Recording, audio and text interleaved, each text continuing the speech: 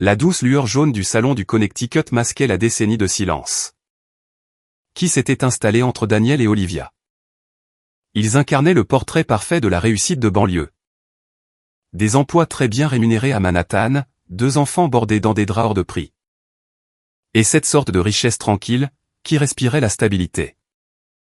Puis, à 23h47, le téléphone posé sur la table en acajou vibra, illuminant un SMS provenant d'un numéro qu'il savait avoir bloqué des années auparavant.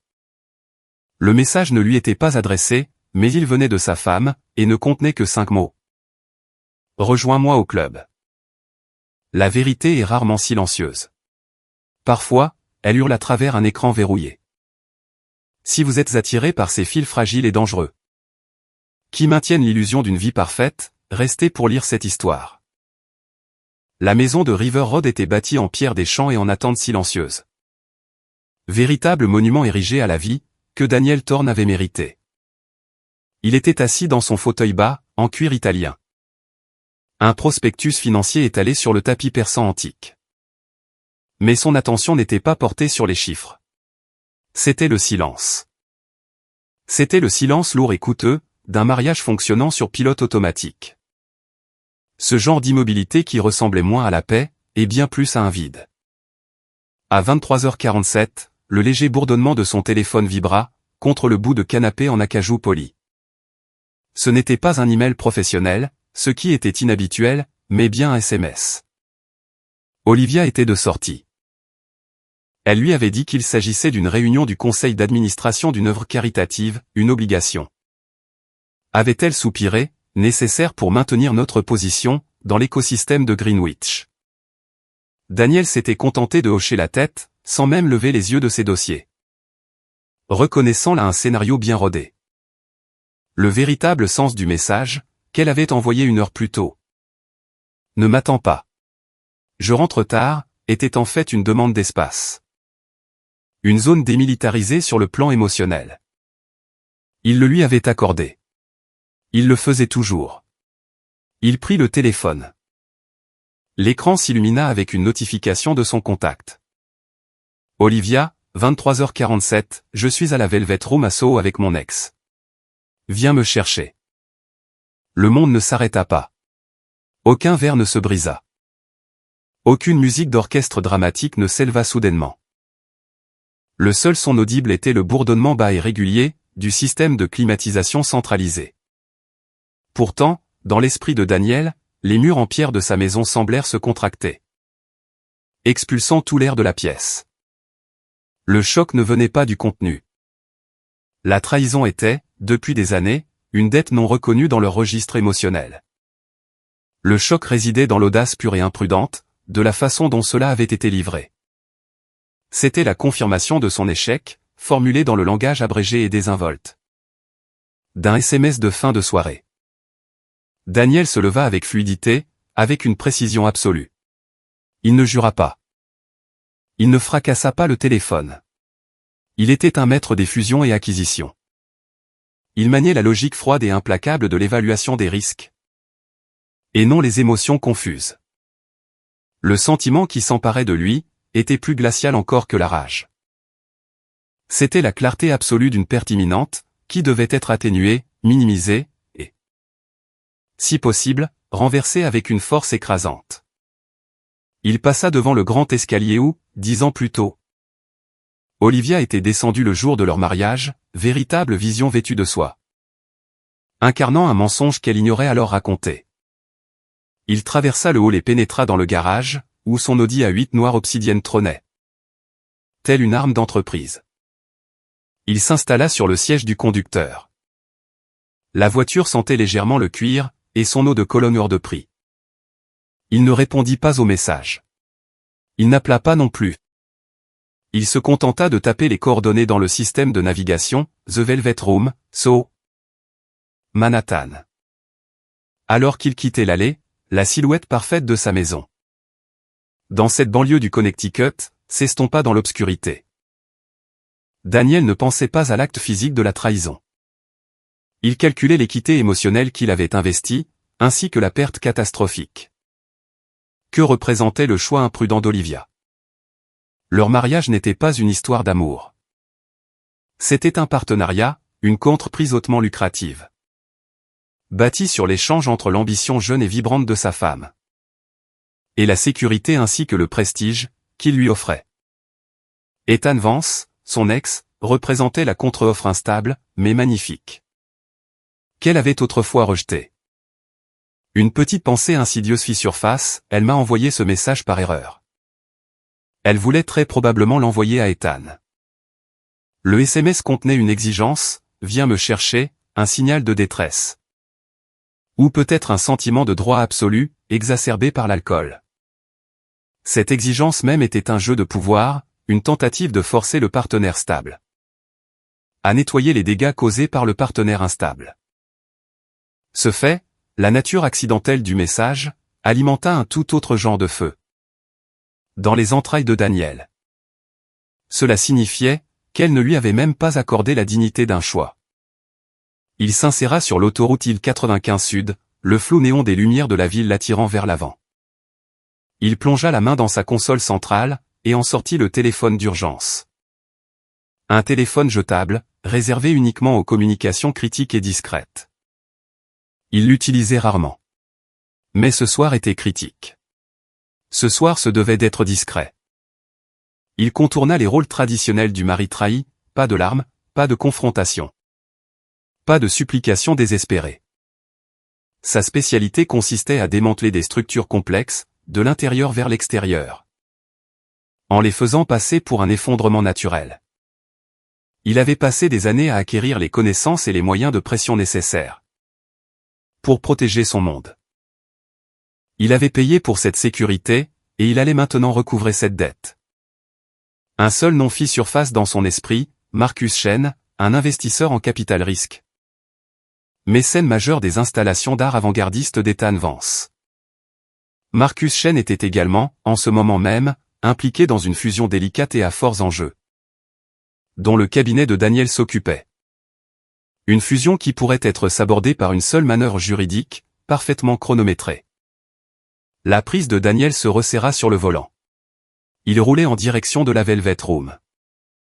Oui, il allait voir Olivia et Ethan, mais il ne s'y rendait pas en tant que mari.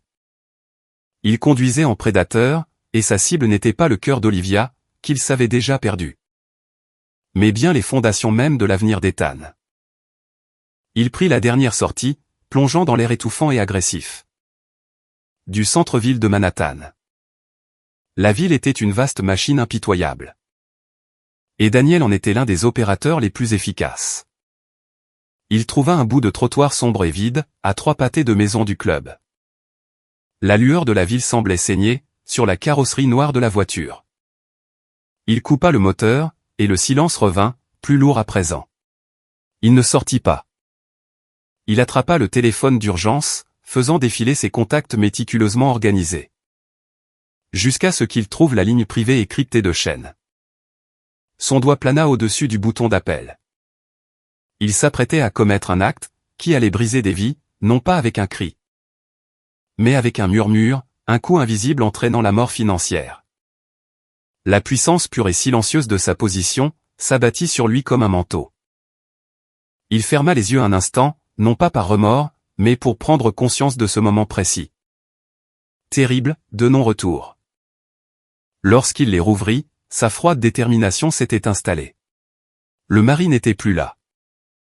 Seul l'exécuteur restait. Il appuya sur le bouton. La Velvet Room était nichée au plus profond, du cœur labyrinthique de Soho. Son entrée, une porte noire discrète gardée par un videur imposant, ne cédait que devant le bon type de richesse, ou le bon type de célébrité. Pour Daniel, ce n'était ni l'un ni l'autre. Il ne cherchait pas à entrer. Il cherchait à observer. Il gara sa voiture un peu plus bas sur Thompson Street, à un pâté de maisons et demi de là. Dans l'ombre épaisse projetée par un entrepôt réaménagé. L'extérieur du club était quelconque. Mais les sons qui s'échappaient dans la nuit humide de New York, une ligne de basse profonde et palpitante. Le rire aigu et perçant qui éclatait par moments témoignait du chaos soigneusement orchestré qui régnait à l'intérieur. C'était l'antithèse du calme poli et prévisible de Greenwich. exactement le genre d'endroit où Olivia irait. Pour ressentir à nouveau quelque chose d'intense et de bruyant. Daniel resta dans la voiture. Il n'était pas là pour jouer le mari enragé. Enfonçant les portes dans un accès de jalousie théâtrale. C'était là la réaction brouillonne, purement émotionnelle, des faibles. Daniel, lui, préférait les frappes chirurgicales. Il avait conduit jusqu'ici pour recueillir des renseignements. Pour confirmer l'étendue totale des dégâts, avant d'agir pour minimiser les pertes, et riposter. Il observa le flux de personnes qui entraient et sortaient, de jeunes cadres. Des artistes vêtus de vestes en cuir savamment vieillies. Des financiers se débarrassant de leur identité professionnelle, comme d'une peau inutile. Chaque visage qu'il croisait était un lien potentiel, un témoin possible, un pion involontaire. Dans la partie qu'il s'apprêtait à jouer. Il afficha de nouveau le profil de contact de Marcus Chen sur le téléphone jetable. Le pouce en suspens. Avant de pouvoir passer l'appel, qui déclencherait son plan, il avait besoin d'yeux sur le terrain. Il avait besoin de les voir. Il se glissa hors de la voiture, ajustant la veste de son costume hors de prix. Il marchait avec la détermination fluide et contenue. D'un homme qui a sa place partout où il le décide. Il traversa la rue, se fondant dans les ombres de l'auvent d'une boutique. Juste en face de l'entrée du club. Cela ne prit pas longtemps. Ils apparurent, non pas à l'entrée principale, mais dans la petite alcôve en retrait. Habituellement réservée aux fumeurs, leur silhouette partiellement visible. À travers la rambarde en fer forgé d'un escalier de secours. Olivia portait une robe bleu nuit, qu'il ne lui connaissait pas. Elle était taillée plus près du corps. Plus courte que tout ce qu'elle portait lors des galas de charité, qu'il finançait de sa poche. Sous l'éclairage intermittent d'un lampadaire surplombant la rue, elle paraissait plus jeune. Dangereusement vibrante. Le vernis de la respectable épouse du Connecticut avait été abandonné le temps d'une nuit. Révélant cet esprit agité, que Daniel savait avoir étouffé. Ethan Vance se tenait près d'elle, la tête penchée, sa posture à la fois familière. Et d'une intimité exaspérante. Ethan possédait ce genre de beauté artistique, un peu négligée. Qui donnait aux femmes le sentiment d'être vues, le genre de beauté qui n'avait aucune place. Dans le monde de pouvoir structuré de Daniel. Il vit Ethan passer une main dans ses cheveux bruns et épais. Un geste de vulnérabilité théâtrale que Daniel méprisait, et Olivia se mit à rire. C'était un son authentique, sans retenue, qui n'avait pas résonné dans leur maison de River Road. Depuis des années. Ce rire fut une coupure plus vive encore que le SMS. Ce n'était pas le contact physique, qui piquait. C'était la prise de conscience, de cette vie émotionnelle qu'elle lui cachait. Puis, l'attention se déplaça. Ethan se redressa, tirant une petite carte en relief de sa poche. Il ne l'attendait pas à Olivia. Il l'attendait à un homme plus âgé, trapu et chauve, drapé dans un costume en soie sur mesure. Qui venait d'émerger du club avec une femme à son bras. Daniel reconnut immédiatement l'homme trapu, un collectionneur d'art new-yorkais. Mineur mais influx, Monsieur Hawthorne. Ethan ne murmurait pas des mots doux dans cette alcôve. Il faisait un argumentaire de vente. Il regarda Ethan parler rapidement, gesticulant avec les mains, son intensité artistique habituelle. Désormais transformée en arme pour les affaires. Olivia, les joues rougies par la chaleur du club, ou peut-être par l'alcool, se tenait légèrement derrière lui, sa présence servant d'approbation silencieuse et séduisante. Au succès perçu d'Ethan. Le sang de Daniel, qui bouillait sous la chaleur d'une simple trahison, se refroidit alors. Pour se transformer en une fine glace cristalline. Il ne s'agissait pas d'une simple aventure romantique. C'était une intersection de leur vie. Où la liaison d'Olivia pouvait potentiellement propulser la carrière de son ex-amant. Il utilisait son accès, sa sphère sociale, sa connexion avec la richesse que Daniel représentait. Il ne se contentait pas de voler la femme de Daniel, il essayait de tirer parti du monde même de Daniel. La rage se transforma en une pure clarté professionnelle. Ce n'était plus une tragédie domestique. C'était devenu un problème commercial, avec des enjeux personnels. Lorsqu'Ethan s'inclina légèrement devant Hawthorne. Lui serrant la main avec un geste confiant et théâtral, la décision de Daniel fut prise. Il recula dans l'ombre, sortant à nouveau son téléphone jetable. Le numéro de Marcus Chen était toujours à l'écran. Chen était l'investisseur en capital risque, qui se trouvait être le principal bailleur de fonds du prochain grand projet de galerie de Hawthorne. Tout l'écosystème était interconnecté, formant une toile fragile, tissée de réputation et d'argent. Il appuya sur le bouton d'appel. Ça sonna une fois, puis la voix de Marcus, vive et fatiguée, répondit. Thorne, il est tard. La voix de Daniel était basse, parfaitement régulière. Chen, je m'excuse pour l'heure. Je voulais simplement confirmer le calendrier. Concernant l'accord d'acquisition de Sterling. Plus précisément. J'ai de nouveaux renseignements qui indiquent qu'il pourrait y avoir une instabilité imprévue dans la structure de financement de l'une des principales filiales de l'acquisition. Une instabilité? De quel ordre?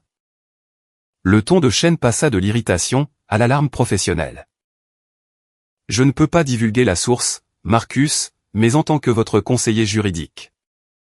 Je vous recommande vivement que toute filiale ayant des liens financiers avec les portefeuilles d'investissement en art de la saison en cours, en particulier ceux impliquant de nouveaux artistes et le financement de galeries privées, soit immédiatement et agressivement auditée aujourd'hui, avant l'ouverture du marché. Nous devons détacher le nom de votre cabinet de toute responsabilité, avant que les fissures structurelles ne deviennent visibles pour la SEC.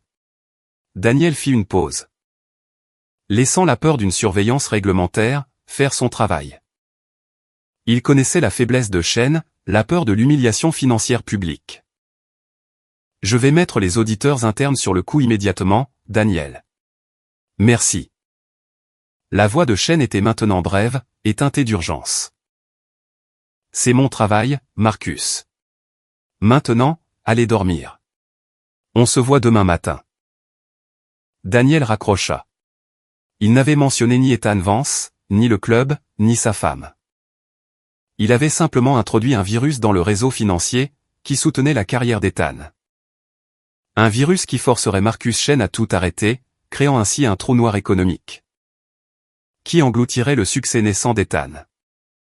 C'était froid, propre, et il était impossible de remonter, jusqu'à la motivation d'un mari cocu. Il jeta un dernier regard vers l'alcôve. Ethan et Olivia étaient partis maintenant, s'étant glissés de nouveau vers la rue principale. Il en avait vu assez. Les dégâts étaient confirmés, et les représailles étaient en cours. Il démarra l'Audi, le doux ronronnement du moteur offrant un contrepoint parfait aux basses lointaines du club. Il s'éloigna de la chaleur et du chaos de la ville, retournant vers le silence parfait, si trompeur, de sa maison de Greenwich, non pas pour affronter le désastre émotionnel, mais bien pour finaliser les documents, qui transformeraient cette trahison en une acquisition des plus rentables. Daniel retourna dans le silence de sa maison en pierre, peu après 2 heures du matin. La maison, habituellement un réconfort, ressemblait maintenant à un mausolée, érigé pour leur histoire commune. Il évita la suite parentale, où il savait qu'Olivia finirait par s'effondrer, et descendit plutôt à la bibliothèque, sa forteresse personnelle de livres reliés en cuir et de bois sombre et froid. Il se versa une seule dose de scotch, laissant la chaleur fumée dissiper le frisson résiduel de la nuit urbaine. Il ne buvait pas pour noyer son chagrin. Il buvait pour marquer la fin de la transaction. L'appel à Marcus Chen avait été la première phase. Venait maintenant le nettoyage opérationnel. Il s'assit à son grand bureau antique, les écrans de ses 2 moniteurs projetant une lumière bleu pâle sur son visage. Pendant que les auditeurs internes de Chen se démenaient pour détoxifier leur portefeuille, Daniel devait s'assurer que le lien entre le financement artistique d'Ethan Vance et l'instabilité perçue soit indéniable. Il ne se contentait pas de demander à Chen d'arrêter le financement. Il concevait une situation complexe, où Chen serait obligé de sacrifier Ethan pour se sauver lui-même. Daniel ouvrit son compte de courtage sécurisé. Des années auparavant, il avait investi une petite somme insignifiante, une fraction de 1% de sa valeur nette, dans un instrument de dette complexe, lié spécifiquement aux entreprises artistiques et philanthropiques de l'élite de Manhattan. C'était un fonds spéculatif pur. Le genre avec lequel les hommes riches jouaient pour l'accès social, et non pour le profit. Il l'avait oublié jusqu'à ce soir. Il effectua une série de transactions rapides, et d'une précision chirurgicale. Il liquida sa petite position, mais ce faisant, il déclencha une cascade d'ordres de vente prédéfinis, sur ce marché peu négocié et non liquide, qui finançait le sous-genre spécifique de l'art conceptuel d'Ethan. C'était l'équivalent d'arracher un seul fil critique, d'une machine massive et mal construite. La machine ne s'écraserait pas immédiatement, mais le flux d'énergie serait détourné, étouffé, et systématiquement coupé. L'écran afficha la transaction exécutée. De petites pertes pour Daniel, mais des fusées de détresse catastrophiques pour les personnes dont les noms étaient attachés au mécénat d'Ethan Vance, y compris Hawthorne, et par extension Chen. Daniel connaissait le monde de l'art à Manhattan. Il ne craignait pas le risque, mais il détestait l'exposition médiatique. Et il fuyait l'instabilité, plus vite que n'importe quelle classe d'actifs. Au matin, l'audit interne de Chen découvrirait ces anomalies de marché. Et la décision serait alors claire, liquider l'actif instable, Ethan Vance. C'était un assassinat parfaitement propre, financièrement justifiable. Personne ne pourrait remonter la trace de cette vengeance, jusqu'à un mari jaloux. Daniel avait simplement fait preuve de prudence, en conseillant à un client d'éviter un actif volatile, et non performant. Le mari avait été trahi, mais l'avocat avait triomphé. L'ensemble du processus prit moins de 15 minutes. Il minimisa les fenêtres, et fixa son reflet, dans l'écran noir. Il vit un homme qui avait navigué avec succès, dans ce champ de mines juridique et financier. Un homme qui avait remporté une victoire nette. Mais le reflet ne montrait aucun triomphe. Il n'y avait qu'un vide profond, et terrible. Il avait échangé la douleur atroce et chaotique, d'une confrontation avec sa femme, contre ce pouvoir froid et stérile, et cet échange l'avait laissé vide. La dignité silencieuse qu'il pensait récupérer, n'était rien d'autre qu'une anesthésie émotionnelle. Il finit son scotch. Au bout du couloir, il entendit le léger bruit du loquet de la porte d'entrée, suivi du cliquetis doux et étouffé de ses talons, sur le sol en marbre du hall. Elle était rentrée. Il attendit, écoutant les sons automatiques habituels. Le dépôt de son sac à main sur la table console. Le passage rapide par la salle de bain du rez-de-chaussée, la montée des escaliers. Mais ces sons ne vinrent jamais. Après un moment de silence, il entendit un son nouveau, inattendu, un léger bruit de hoquet, suivi d'une toux agressive, étouffée. Elle n'était pas seulement fatiguée, elle était activement en détresse. Daniel posa son verre. C'était le moment de la confrontation, ou plutôt, le moment d'une non-confrontation calculée. Il pourrait sortir et la laisser voir l'architecte froid et professionnel, responsable de la ruine de son amant, ou il pourrait s'en tenir au scénario. Il choisit le scénario. Il sortit de la bibliothèque, non pas vers le hall, mais vers la cuisine pour se verser un verre d'eau, jouant à la perfection le rôle du mari dévoué et inconscient, qui termine son travail tard dans la nuit. Il la trouva appuyée contre l'arche menant au salon, le visage pâle, sous son maquillage appliqué par des professionnels. La robe bleu nuit était légèrement froissée. Elle tenait un poing contre sa bouche, ne pleurant pas tout à fait, mais luttant clairement contre cette envie. Quand elle le vit, ses yeux, d'ordinaire si prudents et intelligents, vacillèrent sous un mélange d'épuisement, de culpabilité, et de peur brute. « Daniel » murmura-t-elle, la voix enrouée. « Nuit tardive » répondit-il, d'un ton parfaitement neutre, dénué de toute accusation. La réunion du conseil d'administration a dû être ardue. Elle tressaillit. Le mensonge, prononcé dans l'air neutre de leur maison, était devenu un objet tangible entre eux. Quelque chose s'est présenté au travail. C'est devenu compliqué, corrigea-t-elle faiblement, s'appuyant davantage contre l'encadrement. Comme si le mur était la seule chose qui la maintenait debout. Compliqué, répéta Daniel, prenant une lente gorgée d'eau. Il soutint son regard directement, ses yeux clairs et illisibles. Il lui offrit le verre d'eau. Tu as l'air déshydraté, Liv. Trop de stress, peut-être. Tu devrais dormir un peu. Il regarda ses mains trembler, alors qu'elle prenait le verre. Le silence s'étira, alourdi par tout ce qui restait non dit. Olivia attendait les hurlements, les accusations, le jet de l'alliance. Elle s'était préparée à une dispute qui, paradoxalement, les ramènerait dans le droit chemin. Lui donnant une dette émotionnelle à rembourser. Daniel refusa de lui accorder cette délivrance. Il poursuivit, toujours calme. J'ai eu une longue nuit. Moi aussi. J'ai structuré l'acquisition de Sterling. Nous devons être agressifs. J'ai besoin que tu jettes un œil à quelque chose tôt ce matin. Avant l'ouverture du marché. Cela implique de mobiliser certains actifs. Immobilisés dans des fonds d'investissement secondaires. J'ai besoin que tu signes le formulaire d'autorisation. Avant que je ne soumette la documentation à l'équipe de chaîne. C'est purement procédural. Mais légalement nécessaire. Il n'avait pas mentionné Ethan. Il n'avait pas mentionné le SMS. Il avait simplement introduit l'ultime piège juridique, la forçant dans une position où elle deviendrait la complice involontaire de la destruction financière de son amant.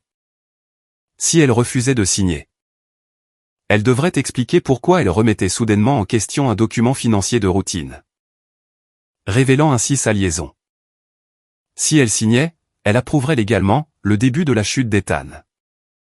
Elle le fixa, épuisée, soulagée que la crise immédiate de la confrontation soit passée. Et pourtant légèrement déconcertée, par sa normalité glaçante.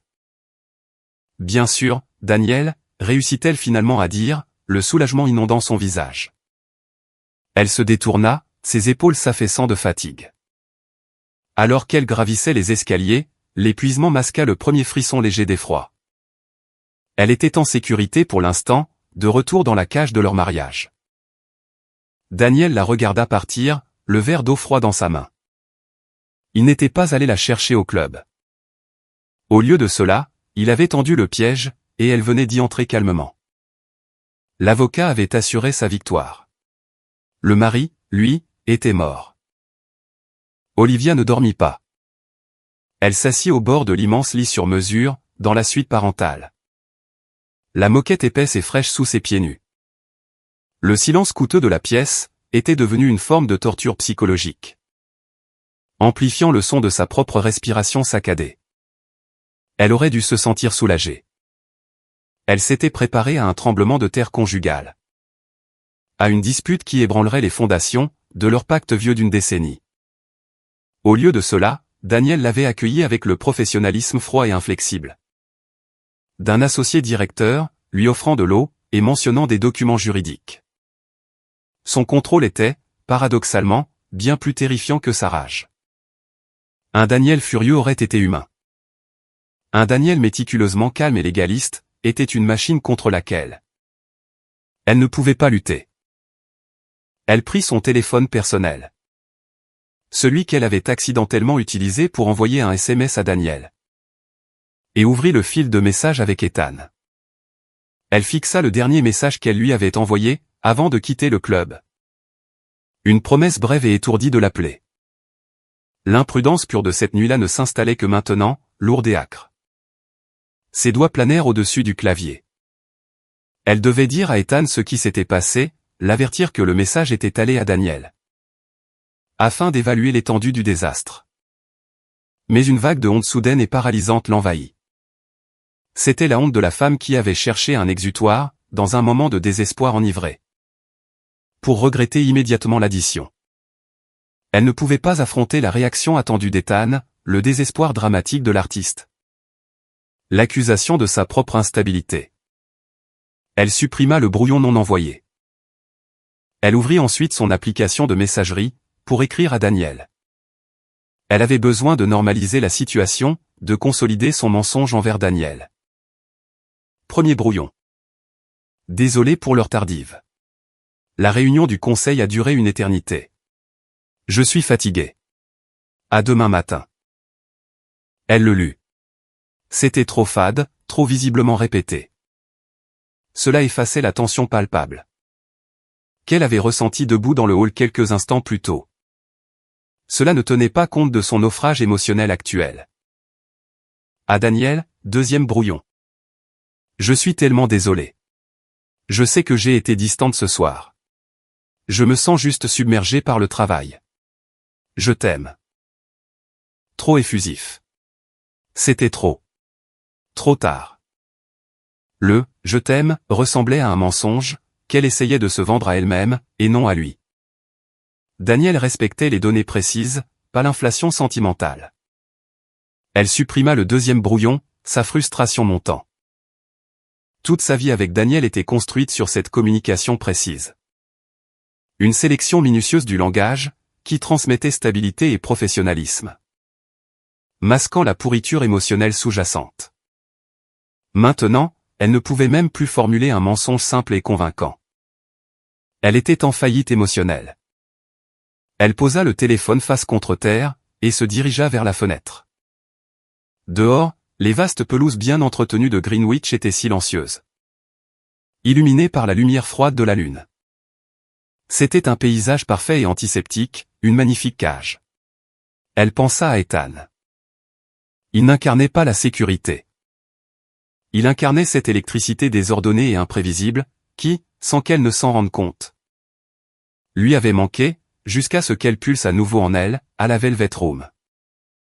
Lorsqu'ils étaient ensemble, il y a 10 ans, leur vie se caractérisait par du vin bon marché, des studios en location, et la conviction intense que la passion seule pourrait les soutenir. Lorsqu'elle avait choisi Daniel, elle avait préféré le beau mensonge durable du confort financier à cette vérité volatile. Maintenant, Ethan réussissait à capter l'attention de la salle, vendant son art, manœuvrant dans le monde même où elle s'était réfugiée. Cette nuit-là, elle n'était pas seulement allée voir son ex.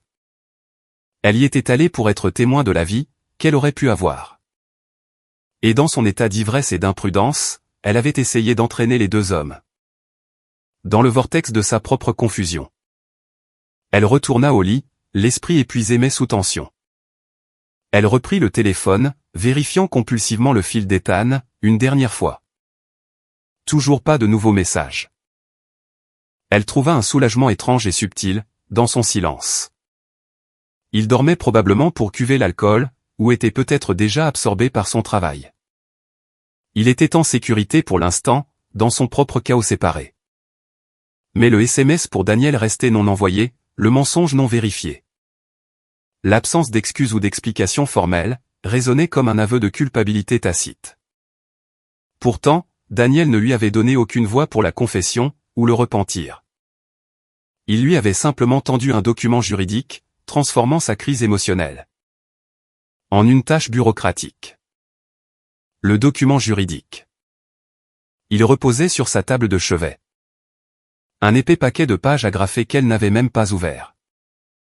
Procédural, mais légalement nécessaire, avait-il dit. La phrase résonnait dans son esprit. Elle ne se fiait pas à son calme. Elle était directrice marketing, experte pour lire entre les lignes. Et le sous-texte de Daniel était un véritable blizzard de glace. Elle finit par ouvrir le dossier, les mains tremblant encore légèrement. C'était un accord standard de plusieurs pages, une manœuvre juridique complexe, qui permettait à Daniel d'utiliser une partie de leur capital d'investissement passif commun pour l'acquisition de Sterling. C'était dense, opaque et totalement ennuyeux. Elle parcourut les pages, ses yeux glissant sur le langage complexe des produits dérivés et du financement de filiales. Elle cherchait un signe, un signal d'alarme, un lien flagrant avec Ethan ou un club de Soho. Il n'y en avait aucun. Ce n'était qu'un jargon juridique impénétrable, et précis. Et pourtant, enfoui profondément dans les annexes. Sous une section intitulée Atténuation des risques, elle repéra une référence spécifique concernant la cession immédiate de tout actif à haut risque, lié au portefeuille non traditionnel du groupe Shen. Cela ne signifiait rien pour elle, une simple manœuvre d'entreprise nécessaire. Elle supposa qu'elle était tellement désespérée de voir ce document comme anodin, comme la preuve de la normalité persistante de Daniel, qu'elle ne chercha pas plus loin. Elle rata la formulation subtile et délibérée. que Daniel avait insérées dans ses broussailles juridiques. Épuisée, elle referma le dossier d'un coup sec. Elle était trop fatiguée. Trop compromise émotionnellement, pour scruter un document financier à 3 heures du matin. Elle le signerait le matin, comme convenu. Elle avait besoin du confort de la soumission, de l'illusion qu'en faisant ce que Daniel demandait, elle pourrait retourner au rythme sûr et engourdi de leur vie. Elle s'effondra finalement sur le lit, tirant la couette sur sa tête, souhaitant pouvoir tirer les draps, sur les 10 dernières années. Elle avait fait le choix de la stabilité. Et maintenant, cette stabilité lui écrasait la vie. Ce qu'elle ignorait, c'était que la vengeance de Daniel ne visait pas son cœur. Qu'il savait intouchable, mais ses fondations mêmes, et qu'en cet instant précis, elle reposait sa tête, juste à côté de la mèche. Le matin, dans la maison des Thorne, se déroula avec la précision programmée d'une montre suisse haut de gamme. À 6h30, les systèmes d'éclairage automatique s'allumèrent, imitant la montée douce et graduelle du soleil.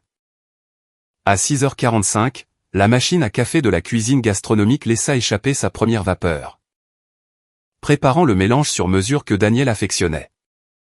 Cette routine, froide et prévisible, constituait la colonne vertébrale de leur sécurité.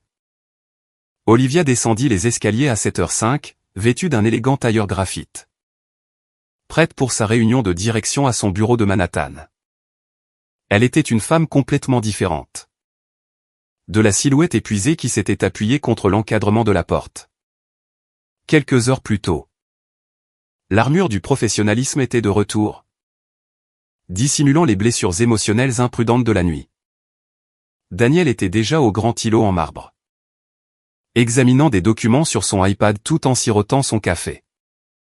Il était impeccable, vif, sans précipitation, entièrement lui-même. Il leva les yeux, son expression polie, dépourvue de chaleur comme d'animosité.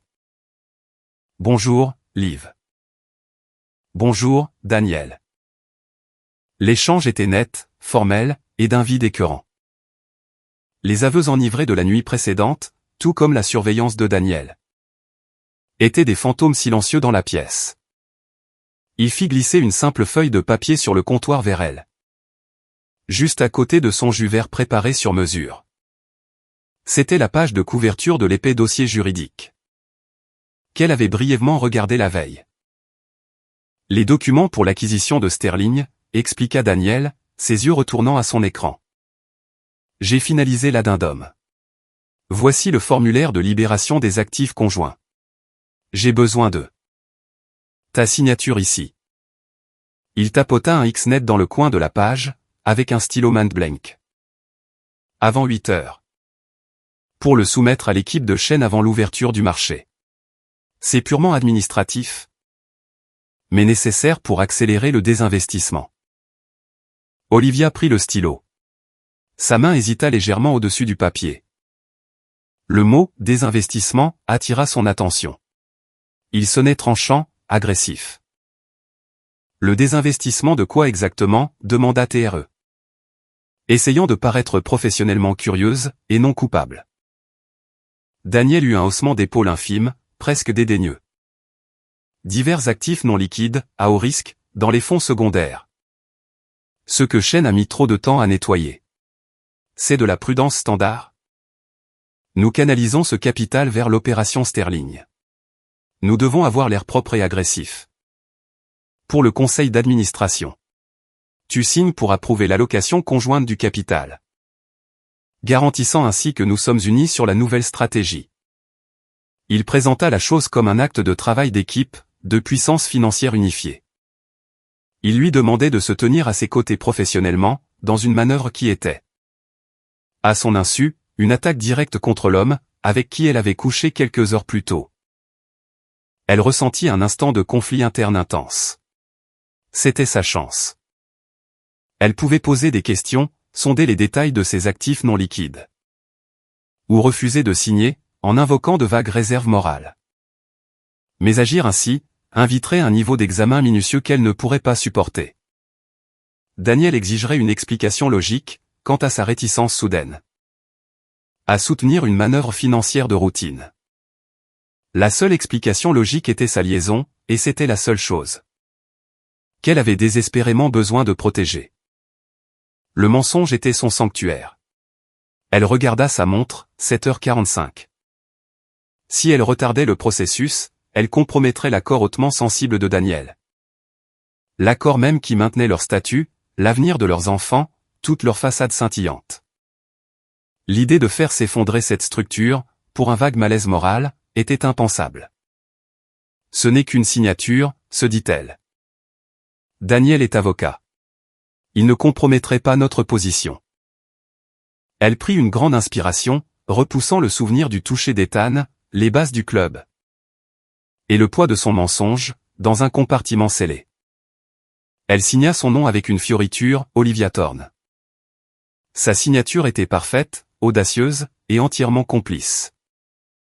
C'est fait, dit-elle, en lui faisant glisser le papier.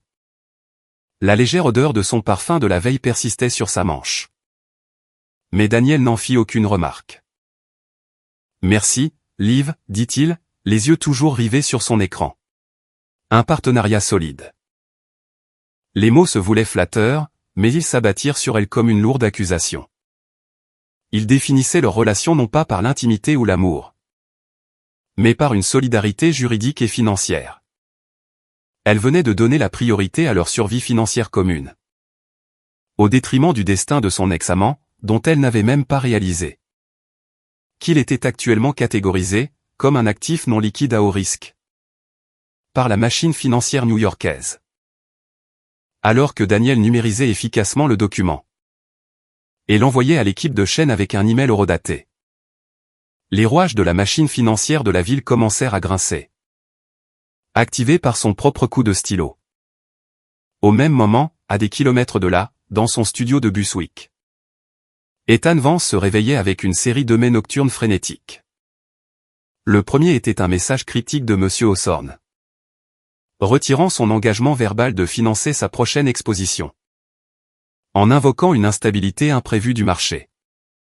Le second, plus terrifiant encore, était un avis du service juridique du groupe Chaîne, confirmant le gel immédiat et l'audit interne de l'ensemble de leur portefeuille d'art.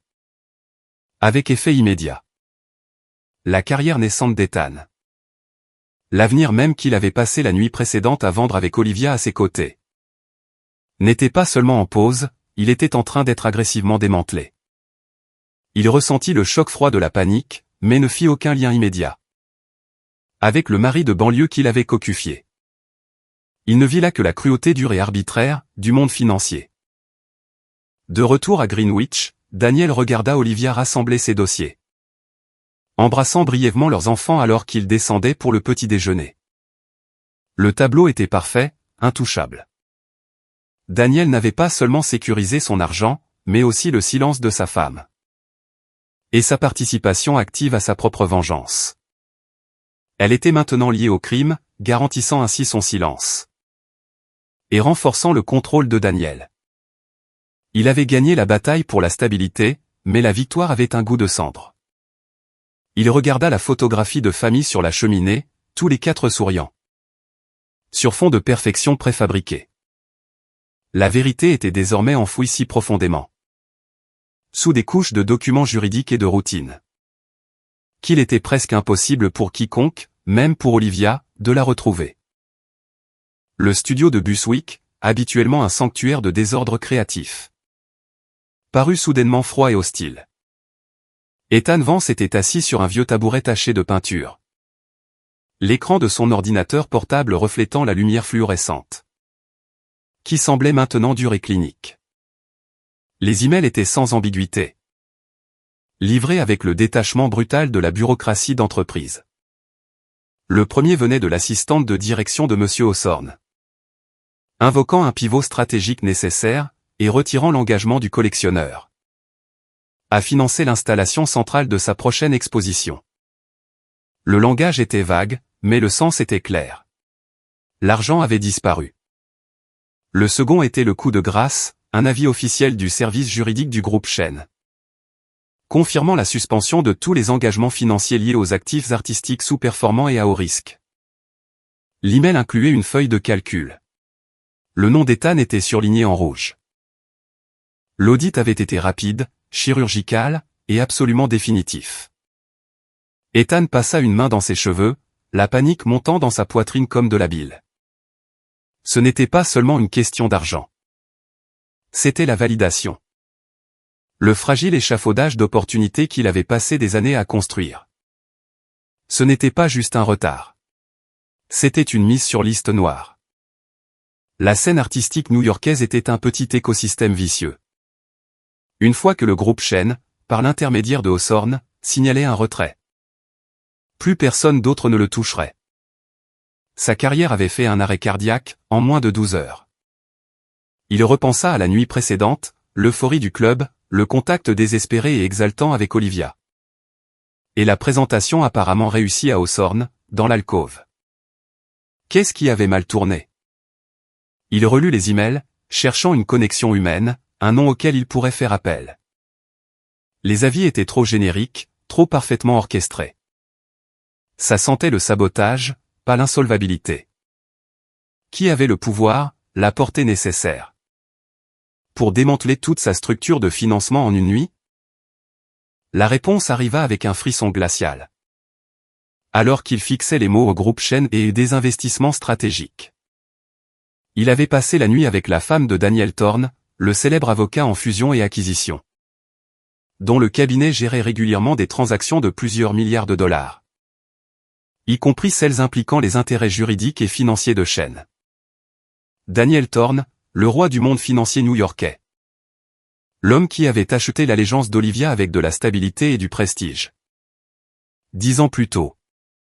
La réalisation le frappa avec la force d'un coup physique. Il ne savait pas pourquoi Daniel Thorne l'avait fait, mais il savait comment. Daniel n'avait pas eu besoin de l'affronter physiquement. Daniel n'avait pas eu besoin de crier ou de menacer. Daniel s'était contenté d'appuyer sur un bouton. C'était un acte froid, un pur exercice de pression professionnelle, le jeu de pouvoir ultime. Le premier instinct d'Ethan fut la fureur, puis une peur froide, qui se fixa rapidement sur Olivia. Il devait lui parler, non pas de leur nuit illicite, mais du coup catastrophique de celle-ci. Il attrapa son téléphone, et appela son numéro de travail. Il tomba sur sa messagerie vocale automatisée.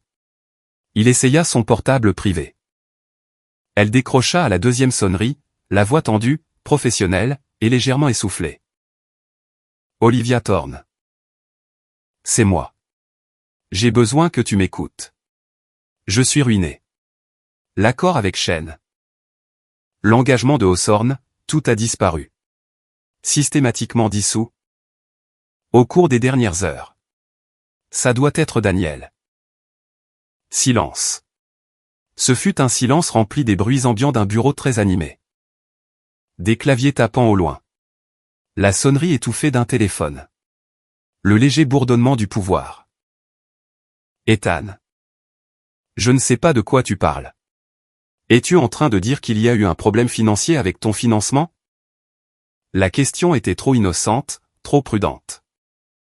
C'était la voix de la femme, qui avait déjà enfilé son masque d'entreprise. Un problème financier? Liv. Ils m'ont mis sur liste noire. Quelqu'un doté d'un immense pouvoir m'a coupé l'herbe sous le pied. Tu étais là hier soir. Je faisais mon pitch à Hawthorne. Tu sais que Daniel travaille avec ces gens. Lui as-tu dit quelque chose? A-t-il découvert pour nous? Sa question était un pari désespéré. Olivia serrait le téléphone si fort, que ses jointures étaient blanches. Elle se trouvait dans son élégant bureau d'angle, surplombant l'immensité grise de Central Park. Le document juridique, signé de sa propre main, n'était plus sur son bureau. Désormais classé par l'assistante de Daniel. Elle était prise au piège. Elle venait de signer l'autorisation, qui déclenchait la destruction du financement d'Ethan. Croyant qu'il ne s'agissait que d'une simple procédure. Maintenant, elle devait choisir quel mensonge maintenir. Elle choisit celui qui protégeait son mariage, et sa sécurité. Ethan, je n'ai pas parlé de toi à Daniel, ni de rien en rapport avec le monde de l'art. Depuis des mois, mentit-elle avec aisance, sa formation de directrice marketing prenant le dessus. Écoute. Il a mentionné qu'il travaillait sur un désinvestissement agressif avec l'acquisition de Sterling. En purgeant des fonds à haut risque. Mais c'est juste de la FA standard. Ça n'a rien à voir avec toi. Elle écouta sa respiration sifflante, à l'autre bout du fil. Son mensonge était un acte calculé d'auto-préservation. Utilisant le propre jargon d'entreprise de Daniel, pour se distancier de la catastrophe. Il a dit des investissements, demanda Ethan. Le mot résonnant de manière froide et monstrueuse dans sa voix. Une purge? Il a juste coïncidé qu'il purge exactement les fonds qui soutenaient mon exposition en galerie. Le matin même. Après que toi et moi ayons été vus ensemble. Ne penses-tu pas que c'est une sacrée coïncidence? Liv? Je pense que tu paniques, et que tu vois des connexions là où il n'y a que les forces du marché. Ethan, dit-elle fermement, jouant maintenant le rôle de la professionnelle lucide. Le marché est volatile. Je suis tellement désolé pour ton exposition. Vraiment. Mais je ne peux pas t'aider. Et tu ne peux absolument pas mêler Daniel à ça. Il est mêlé à ça, siffla-t-il, le drame de l'artiste cédant momentanément la place. À une peur véritable. Il n'est pas seulement venu te chercher, Liv. Il a conduit jusqu'à là-bas pour observer. Et ensuite, il est rentré chez lui et a détruit tout mon avenir financier. D'un simple coup de fil. Il nous prévient. Il ne voulait pas de ton cœur. Il voulait ma carrière. Le silence revint, froid et profond, enveloppant Olivia dans son bureau parfait. Les mots d'Ethan étaient une confirmation effrayante, de sa peur la plus profonde concernant Daniel. À savoir qu'il était capable d'une vengeance, bien plus dévastatrice qu'une simple dispute. Elle sut, avec une certitude écœurante, que Daniel avait raison au sujet de son pouvoir silencieux et terrible. Ce qu'elle ignorait, c'était qu'elle avait elle-même signé l'autorisation pour cette attaque.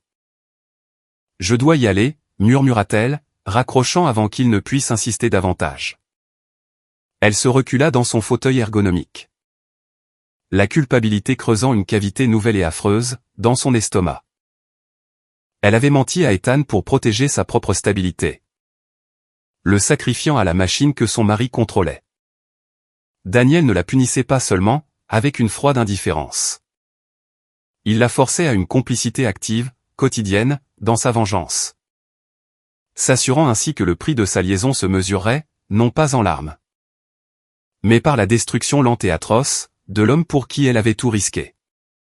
La confrontation n'eut pas lieu dans la chambre, alimentée par la passion et les larmes. Elle eut lieu 4 jours plus tard, dans l'environnement insonorisé et à température contrôlée. Du bureau à domicile de Daniel à Greenwich. Une pièce conçue pour le démantèlement propre et rationnel de société, et non de famille. Olivia était rentrée en s'attendant à un dîner tardif et tranquille. Au lieu de cela, Daniel l'attendait dans le bureau, la porte entr'ouverte. Il était assis derrière son bureau, 2 dossiers Kraft reposant sur le sous-main. Parfaitement centrés. La scène ressemblait moins à une crise conjugale, qu'à une déposition programmée. Nous devons parler, Liv, dit Daniel, la voix plate, professionnelle. De l'intégrité structurelle de notre partenariat. Olivia entra, son effroi interne atteignant finalement son paroxysme. Elle reconnaissait ce Daniel, l'avocat, le prédateur. L'homme qui n'entrait jamais dans une négociation. Sans savoir précisément ce qu'il avait l'intention de prendre. De quoi, demanda-t-elle, essayant de maintenir une façade fragile d'agacement. De l'accord Sterling? Parce que j'ai signé les documents, Daniel. Tout est classé. Il eut un petit sourire glaçant, qui n'atteignit pas ses yeux. Pas de l'accord Sterling. Je parle du désinvestissement des actifs non performants. Dans notre portefeuille matrimonial. Je veux parler d'Ethan Vance. Le souffle d'Olivia se bloqua, le sang désertant son visage. Le nom, prononcé à haute voix dans le calme clinique de cette pièce, fit l'effet d'une bombe. Daniel ouvrit le premier dossier. Il contenait des impressions méticuleusement redatées, et annotées. Pièce à conviction A, commença-t-il, citant les preuves. Vos relevés téléphoniques personnels. 23h47. Mardi dernier. Un SMS que vous avez accidentellement envoyé à mon numéro privé. confirmant votre emplacement à la Velvet Room, avec Monsieur Vance. Il fit glisser la deuxième impression vers elle. Pièce à conviction B. Une séquence de photos de surveillance en haute résolution, horodatée. Prise par une société privée. Celle-ci confirme votre arrivée au club, votre long séjour avec Monsieur Vance, et votre sortie commune à 2h05 du matin. Olivia fixa les photos. Elles n'étaient ni granuleuses ni ambiguës. Elles constituaient une preuve claire et détaillée de sa trahison, un regard partagé. La main d'Ethan posée sur son bras, l'intimité d'une conversation interdite. Il n'avait pas seulement eu des soupçons. Il avait confirmé, documenté, et catalogué. Il était prêt à poursuivre. « Tu as engagé un détective » murmura-t-elle. La trahison de cette préparation méticuleuse la frappant plus durement que la liaison elle-même. « Je gère le risque » corrigea Daniel, en se penchant en arrière. « Je ne laisse pas de dettes ouvertes. » Olivia. La vraie discussion ne porte pas sur le sexe. Elle porte sur la responsabilité publique imprudente. Que tu as introduite pour ma marque, mon cabinet. Et l'avenir de nos enfants.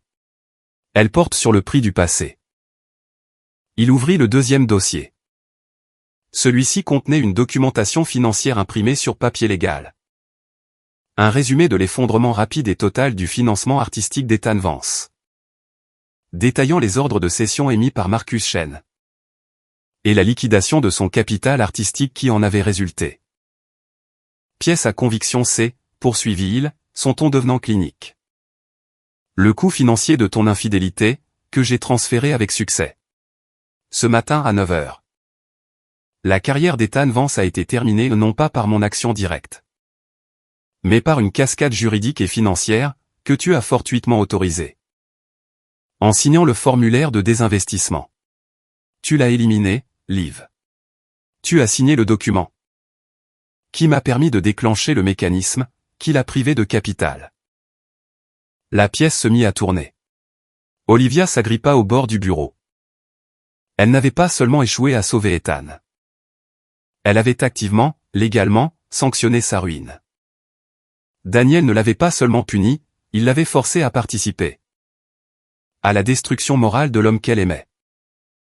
Pourquoi, parvint-elle à articuler, sa contenance soigneusement construite se fracturant enfin. Pourquoi ça? Pourquoi ne pas simplement te disputer avec moi? Pourquoi ne pas demander le divorce? Les yeux de Daniel montrèrent finalement une lueur de quelque chose. Mais ce n'était pas de la douleur. C'était un ressentiment épuisé et profond. Le divorce? Le divorce est chaotique, public et coûteux. Il détruit notre réputation. Divise nos actifs, et soumet nos enfants au regard des autres. Ça, dit-il en montrant les dossiers, ça, c'est propre. C'est du contrôle. Je sécurise mes actifs. Je neutralise le rival, et je maintiens la perception d'une famille parfaite. Le récit que j'ai passé 10 ans à construire. Il énonça ensuite les conditions finales et brutales. Sa voix s'abaissant vers une finalité basse et irréversible. Tu as 2 options, Olivia. Tu peux partir maintenant. Tu peux demander le divorce. Citer l'infidélité. Et tu t'en iras avec un règlement défini par un juge et le poids du scandale public. Perdant ton statut, ta trajectoire de carrière, et très probablement la garde partagée des enfants. Qui entendront inévitablement les rumeurs. Il fit une pause, laissant le poids écrasant de la honte publique s'abattre sur elle. Ou l'option 2. Tu restes. Tu coupes tout contact avec Ethan Vance. Tu acceptes que ce mariage soit désormais un partenariat contractuel. Défini par mes règles, mon contrôle. Et ton adhésion absolue au scénario. Nous maintenons la façade pour les enfants, pour nos carrières. Pour la vie que nous avons achetée. Tu gardes ta sécurité, ton statut, ton accès. Mais tu comprendras que je suis maître du récit. Et que tu ne contesteras plus jamais mon autorité. Il prit un 3e document, très fin. Un accord de séparation rédigé au cas où elle choisirait l'option 1. Il l'avait déjà signé. Choisis, Liv, le prix de ton passé, ou le prix de ton avenir. Mais sache ceci. L'option 2 n'est pas le pardon. C'est la survie. Olivia fixa les photographies, les documents juridiques. Et enfin l'architecte froid et insensible de son propre désespoir. Elle avait sacrifié l'électricité émotionnelle pour la stabilité, une fois auparavant. Maintenant, Daniel la forçait à réaffirmer ce choix. Mais cette fois, la stabilité s'accompagnait d'une chaîne. L'idée de perdre ses enfants, d'affronter les regards accusateurs de leur cercle social. De partir avec rien d'autre que la vérité et une réputation brisée, était bien trop lourde. Elle tendit lentement la main, repoussant le document de l'option 1. Elle était prise au piège dans la cage dorée, qu'elle avait aidé à construire. Je reste, dit-elle, ce simple mot sonnant comme une capitulation silencieuse et dévastatrice. Daniel se contenta de hocher la tête, son expression restant parfaitement neutre. L'avocat avait négocié avec succès les termes du nouvel accord. Le silence qui suivit fut lourd du poids de ce choix irrévocable. Le mariage avait été sauvé, mais la femme à l'intérieur avait été éteinte. L'accord fut signé, non pas sur le papier, mais dans le silence du bureau. Les termes étaient absolus, séparation des vies émotionnelles, unification du récit public. Olivia avait choisi la sécurité, et ce faisant, elle avait échangé sa liberté contre une forme sophistiquée d'emprisonnement conjugal. Les semaines suivantes s'installèrent dans un nouveau rythme glaçant. La maison de River Road devint un décor de théâtre méticuleusement géré. Daniel et Olivia évoluaient dans leur routine. Avec l'efficacité de deux acteurs hautement qualifiés, qui se méprisent, mais respectent le scénario. Ils discutaient des horaires scolaires de leurs enfants, coordonnaient leurs apparitions aux événements sociaux, et examinaient les relevés d'investissement trimestriels. Tout, sauf leur vie commune. Daniel, ayant sécurisé le divorce face au désastre financier, se sentait étrangement agité. Il avait gagné la guerre pour le contrôle, écrasant son rival et sécurisant son statut. Pourtant, il était hanté non pas par la culpabilité, mais par le vide de sa victoire. Le prix à payer pour maintenir l'illusion était l'éradication totale de toute possibilité de connexion véritable. Il avait détruit Ethan, mais ce faisant, il avait confirmé que sa femme avait effectivement préféré la volatilité de l'artiste à la stabilité de l'avocat. Il possédait sa présence, mais il savait que son âme était, de façon permanente, classée parmi les actifs non performants. Un vendredi soir, la famille devait assister à un prestigieux dîner de collecte de fonds à Manhattan. Un événement crucial pour le cabinet de Daniel et le conseil d'administration de l'association caritative d'Olivia. Il roulait sur la île 95 dans l'Audi, le poids silencieux des non-dits remplissant la voiture. Marcus Chen envoie ses amitiés, fit remarquer Daniel avec désinvolture, gardant les yeux fixés sur la route. Il était très reconnaissant pour mes conseils proactifs concernant les portefeuilles d'art à haut risque. Il a dit que le nettoyage avait été brutal mais nécessaire, ça lui a évité une grande humiliation.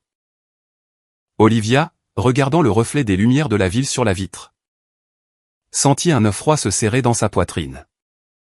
C'était la nouvelle méthode de torture psychologique de Daniel. La mention désinvolte et publique de sa complicité. Je suis heureuse que nos équipes juridiques aient été sur la même longueur d'onde, répondit-elle, la voix assurée. Le mensonge venait facilement maintenant. C'était son mécanisme de survie. Elle savait qu'Ethan avait essayé d'appeler une fois de plus, laissant un message vocal désespéré et en colère, qu'elle avait immédiatement supprimé. Sa vie était ruinée, et sa signature à elle était le sceau sur le document. Elle ne ressentait pas de rage envers Daniel. Elle ressentait une honte écrasante, qu'elle s'était infligée à elle-même. Elle était devenue exactement le genre de personne calculatrice et froide qu'elle avait autrefois redouté. Lors du dîner, ils furent le couple de pouvoir par excellence. Daniel était affable, inspirant le respect. Olivia était élégante, spirituelle, et impeccablement habillée. Leurs mains se trouvèrent naturellement pour les photos de presse. Une chorégraphie silencieuse et répétée de l'affection. Ils étaient l'incarnation du rêve américain, intouchables face au désordre des émotions réelles. Pendant le dessert, Daniel sortit son téléphone et sourit. Encore une pour les archives, Liv, il positionna le téléphone. Leurs 2 enfants, qui avaient été inclus pour la séance photo, se placèrent automatiquement à la perfection entre eux, affichant de grands sourires. Daniel rapprocha son visage de celui d'Olivia, sa joue frôlant ses cheveux. Cela paraissait intime, tendre et triomphant. La photo fut prise. Daniel, puissant et satisfait. Olivia, belle et sereine. Les enfants, en sécurité et heureux. Avant même que les assiettes ne soient débarrassées. Daniel téléchargea l'image sur son fil privé de réseaux sociaux, avec pour simple légende. Tout ce dont j'ai besoin. Famille d'abord, stabilité. Il avait réussi à créer l'ultime pièce à conviction durable. Le témoignage public de leur stabilité indestructible. Il avait échangé la vérité contre le récit. S'assurant que le monde voyait exactement ce qu'il voulait qu'il voie. Olivia vit la photo apparaître sur son propre fil un instant plus tard. Elle fixa l'écran. Ce magnifique et parfait mensonge dont elle faisait désormais partie de façon permanente. Elle savait que derrière ce sourire, elle avait perdu bien plus qu'un amant. Elle avait perdu son sens d'elle-même, sa boussole morale, et tout espoir d'amour véritable. Daniel n'avait pas seulement sécurisé les actifs. Il avait acquis son âme, et l'avait enfermée dans la prison dorée de leur vie parfaite. Elle posa son téléphone, le poids du bracelet en or à son poignet. Lui semblant soudainement lourd comme une entrave. Daniel avait gagné, mais dans l'étendue vaste et glaciale de leur mariage réussi. Tous 2 avaient payé le prix fort, une vie vécue entièrement sans grâce ni vérité. Ils étaient ensemble, mais ils étaient profondément, irrévocablement seuls.